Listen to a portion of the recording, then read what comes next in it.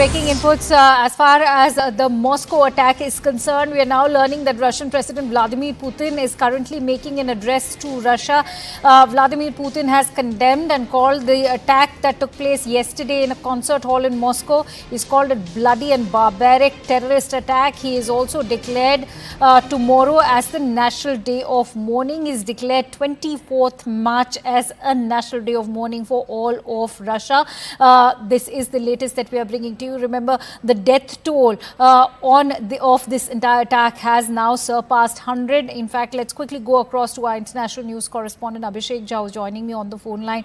Abhishek, if you could share the details of that address by President Putin. Also, throw light on the timing of this entire attack that took place yesterday, for which ISIS has now taken responsibility.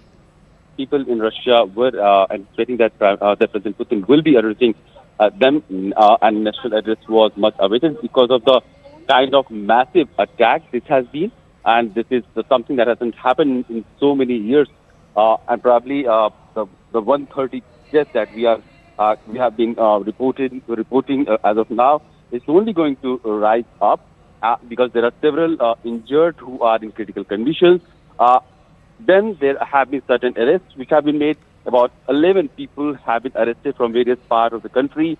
About 4 of them are being suspected of being the shooters, because 5 people at least are now being reported that they were actively involved in shooting and using explosives which killed people in the Crocus city center. President Putin has called this attack as barbaric.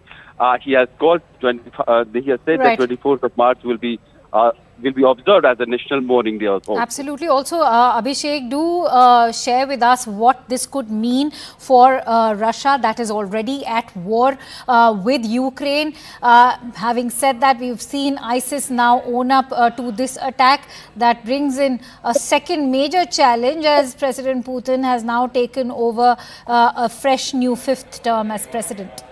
Well, Akansha, the kind of geopolitical tension that is in between Russia and Ukraine, the first suspicion was, of course, very naturally towards Ukraine, whether the Ukrainian side will have any linkages of this with these attackers. But within hours, we saw U.S. government allaying any apprehension of that kind, and they saying that Ukraine has nothing to do with it, this attack, and then Ukrainian officials also denied any involvement in that.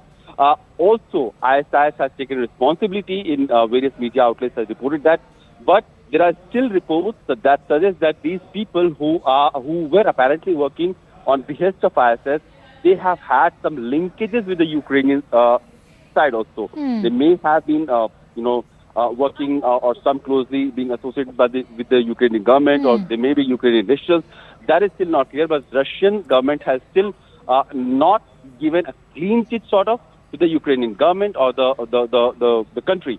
So we'll still have to see whether the Russian anger will be directed towards Ukraine further or not.